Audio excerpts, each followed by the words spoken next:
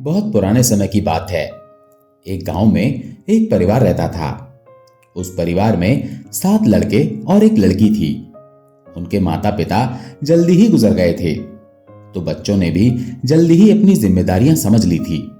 शुरू में सबको गुजारा करने में काफी परेशानी हुई थी, लेकिन समय के चलते सब कुछ उन्हें आसान लगने लगा था।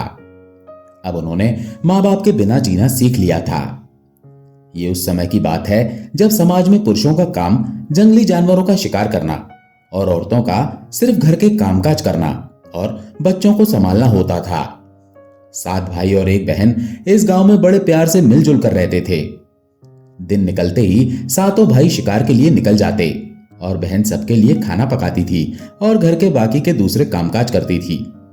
भाई जब जंगल से वापस आते तो साथ में बड़े बड़े जानवर, पक्षी आदि को मारकर लाते थे। बहन उनके मांस को बड़े प्रेम से पकाती और सब भोजन करके बड़ी तृप्ति का अनुभव करते थे। ऐसे ही दिन गुजर रहे थे। एक दिन की बात है, सातों भाई जंगल में शिकार करने के लिए गए थे। शाम होने वाली थी। बहन सबके लिए खाना बना रही थी। जब वो सब्जी के लिए हरा साग काट रही थी, तभी चाकू की तेज धार से उसकी एक उंगली कट गई। कटी हुई उंगली से खून की धारा बहने लगी। अब बहन ने सोचा यदि उसके भाइयों ने उसकी कटी हुई उंगली देखी तो उसके भाई बड़े दुखी हो जाएंगे। इसलिए उसने ये सोचा कि अपने भाइयों को यह बात नहीं बतानी चाहिए और उनसे छिपाकर रखना चाहिए। उसने बहते हुए खून को अपनी ओढ़नी से पोंछना चाहा, किंतु फिर उसे लगा कि उसके भाई उसकी ओढ़नी में लगे हुए खून के धब्बों के बारे में पूछेंगे। फिर उसने सोचा कि चलो दीवार पर पोंछना ठीक रहेगा, लेकिन फिर उसके दिमाग में ख्याल आया कि ये तो मेरे भाइयों को अच्छे से दिखाई दे जाएगा। फिर बहन बेचैन होकर इधर उधर घूमने लगी, लेकिन उसे कोई ऐसी जगह नहीं मिली जहां उसका बहता हुआ खून उसके भाइयों की नजरों से बच सके। इसलिए उसे कोई उपाय ना मिलने पर उसने उसी साग से अपना खून पोंछ लिया जो वो खाने के लिए बना रही थी। शाम को भाई जंगल से वापस आए। बहन ने भाइयों के लिए खाना परोसा। आज सातों भाइयों को साग बहुत ही स्वादिष्ट लगा। सातों अपनी उंगलियां चाटते रह गए और अपनी बहन की पाक कला की तारीफ करने लगे। अपनी तारीफ सुनकर बहन भी खुशी से फूले नहीं समा रही थी। दिन भर के थके होने के कारण सातों भाई उस दिन जल्दी सो गए। अगली सुबह रोज की तरह वो भोजन के बारे में बातें करने लगे। रात के भोजन में बहन ने जो साग बनाया था उसकी चर्चा होने लगी।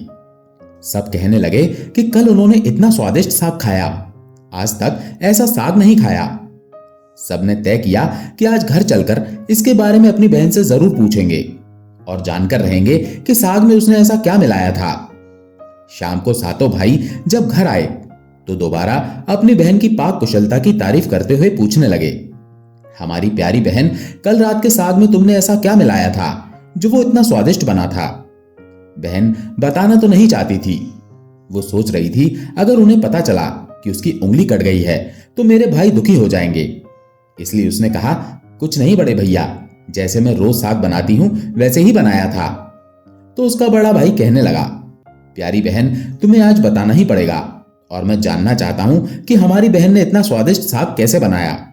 तुम्हें मेरी सौगंध बहन, तुम्हें आज सच्चाई बतानी ही पड़ेगी। बड़े भाई का सब सम्मान करते थे, इसीलिए बहन को भी अब सच बोलना पड़ा। उसने धीरे धीरे सारी बात बताते हुए कहा, भैया ज्यादा कुछ नहीं किया था, बस गलती से अपना खून मिला दिया था क्योंकि मेरी उंगली कट गई थी।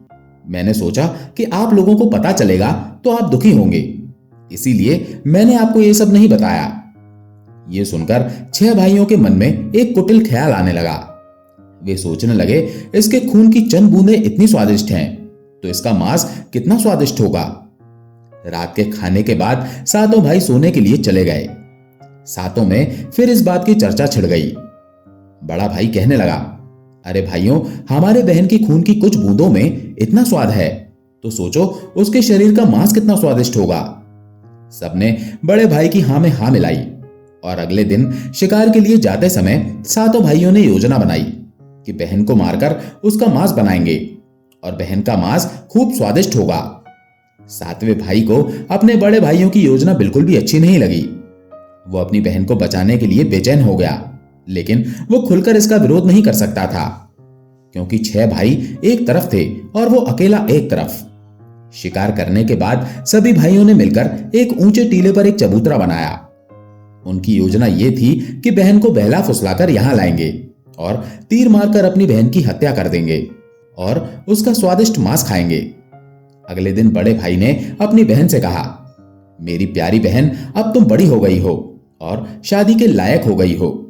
मैंने तुम्हारे लिए एक सुंदर से वर की तलाश की है। आज हम उसको देखने जाएंगे और उसका घर भी देख कर आएंगे। इसीलिए तुम भी सच संवर कर हमारे साथ चलो।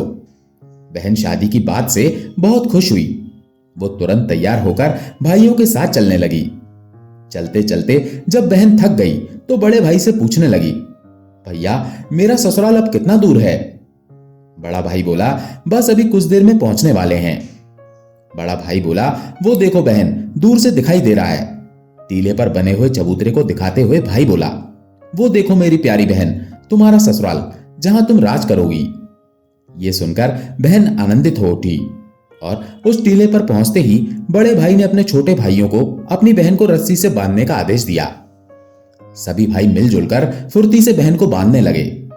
अपने सभी भाइयों को हत्यारे के रूप में देखकर बहन का हृदय हाहाकार करने लगा। वो ईश्वर को याद करते हुए कहने लगी, हे ईश्वर, अब तुम ही मेरा सहारा हो। मेरे सातों भाई मेरी हत्या करना चाहते हैं। इनमें से एक भी ऐसा नहीं जिसके दिल में मेरे लिए दया और प्रेम हो। अपनी बहन की बातों से सातवां भाई द्रवित हो उठा। बहन की पुकार पर वो तड़प कर रह गया। 6 भाइयों का विरोध करने का साहस वो नहीं जुटा पाया।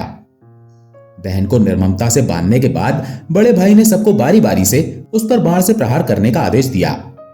बड़ा भाई सबसे पहले हाथों में धनुष बाण लेकर जब अपनी बहन पर प्रहार करने को हुआ, तब बहन भाई के सामने हाथ जोड़कर करुण स्वर में गाने लगी, मारो मारो भैया, छाती में लक्ष्य करके मारो। भाई ने कठोरता दिखाते हुए तीर चलाया, पर उसका निशाना जो अचूक था, लेकिन आज विफल हो गया। उसके बाद अब दूसरा भाई तीर मारने को तैयार हुआ। बहन ने उसके आगे भी हाथ जोड़कर वही करुण गीत गाया। उसका भी निशाना चूक गया। इसी तरह सभी भाइयों ने बारी बारी से बहन की छाती को लक्ष्य करके तीर मारने की कोशिश की। बहन हर बार यही गीत दोहराती रही। 6 भाई लक्ष्य भेदने में असफल रहे। अब 7वें भाई की बारी थी। 6 भाई उससे कहने लगे, भाई, पूरी ताकत से तीर चलाना और बहन को एक बार में ढेर कर देना। यदि तुम्हारा निशाना चूक गया तो तुम जिंदा नहीं बचोगे। हम सब तुम्हें मार देंगे। बहन ने छोटे भाई की जान खतरे में पड़ती देखी तो उसने अपनी जान न्यौछावर करने और अपने छोटे भाई को बचाने का निश्चय किया। वो ईश्वर से प्रार्थना करने लगी, हे ईश्वर, मेरे भाई का तीर मेरी छाती भेदने में सफल हो जाए। वो फिर करुण गीत गाने लगी, मारो मारो भैया, छाती में लक्ष्य करके, भैया छाती में लक्ष्य करके, तेरा तीर मेरी छाती भेद जाए। मारो मारो भैया, छाती में लक्ष्य करके। छोटे भाई ने तीर चलाया। उसका तीर बहन के मर्म पर जा लगा। वो दर्द से तड़प उठी। कुछ देर छटपटाने के बाद उसके प्राण पखेरु उड़ गए और वो निष्प्राण हो गई। अपनी कुटिल योजना सफल होने पर 6 भाइयों की बाछें खिल गईं। सातों ने मिलकर मृत बहन का शरीर चबूतरे से नीचे उतारा। 6 भाइयों ने मिलकर बहन के शरीर की बोटी बोटी काट डाली। बड़े भाई ने 7वें भाई को जंगल से लकड़ी और पानी लाने का आदेश दिया। छोटा भाई पानी और लकड़ियां लाने के साथ साथ कुछ मछली और केकड़े भी ले आया था। वो अंदर ही अंदर बहुत दुखी था। उसके भाई बहन का मांस बड़े शौक से पका रहे थे। वो अपनी प्यारी बहन का मांस नहीं खा पाएगा और अगर नहीं खाएगा तो अन्य भाई उसे गाली देंगे। उसने मांस बनाते समय चुपके से अपने साथ लाई मछलियां और केकड़े भी आग में डाल दिए और अपने खाने का इंतजाम कर लिया। चावल और मांस तैयार हो गया। जमीन पर केले के पत्ते बिछाकर उसमें खाना परोसा गया। छोटे भाई ने पहले ही अपने बैठने के स्थान पर एक छोटा सा गड्ढा खोद लिया था।